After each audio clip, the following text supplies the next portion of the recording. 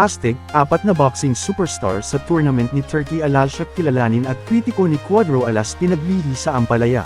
So una sa mga balitang boxing ay recap muna tayo na as per plan ni kamahalang Turkey na ilalaban niya sina Ryan Garcia vs Pitbull at Devin Haney vs Ramirez sa buwan ng Mayo.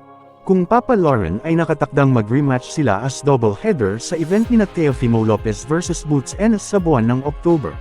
At sa February of 2026 ay ang finale sa tournament na winner vs winner at loser vs loser sa 4 na natitirang boxers. Sa ibang balita na sa isang post ng kilalang kritiko ni Cuadro Alas dito sa social media na si Monsuta ay nagpaulan nito ng mensahe sa mga solid supporters ni Casimero, na kung saan ay nilagay nito ang mga past achievements ni Inoue while kay Alas ay bokya. Nag-ugat kasi ang isyo dahil sa matinding drought na nararanasan ni Idol Naoya particular sa katatapos lang na parangal sa mga bukod tanging boxers na nagpakita ng kakaibang performances last year. Kaya siguro bilang isang avid fan ni Idol Inoue ay bumanat ito. Subalit ang post na yan ay nasilip ni Kuyang Jason at sinuplak ang di pinangalanang pinaglihi sa Ampalaya na binabad ng 1 taon sa sukang Dato Puti.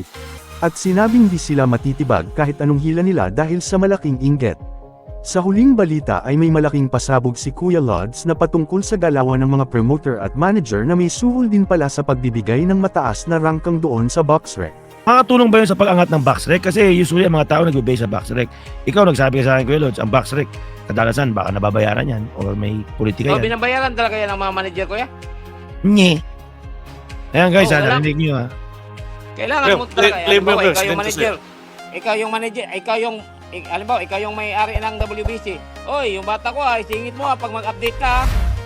So, in short, ang BoxRec, ang malakas, yung ballpen pa rin. Politika kasi, kuya, business, politika, di yung boxing business. At dahil dito ay sinabi ng mga haters na baka nagbabayad din daw ang mga Casimero dahil nasa top sila sa rangkang kahit walang belt na hawak. Pero buwelto ng mga solid fans na justifiable daw dahil unbeaten si Cuadro Alas since 2018. Kayo mga sir, ano ang inyong opinion sa video na ito? RDTV Cebu. Sale lang, Kuya Joseph. Sale pa lang yan, wala pa yan. Pero pula-pula ka na dito, pre. Tawa. Para sa inyong reaksyon sa video na ito ay i-commento mo sa baba at pag-usapan natin yan at kung nagustuhan mo ay baka pwede mong mabigyan ng isang like at share.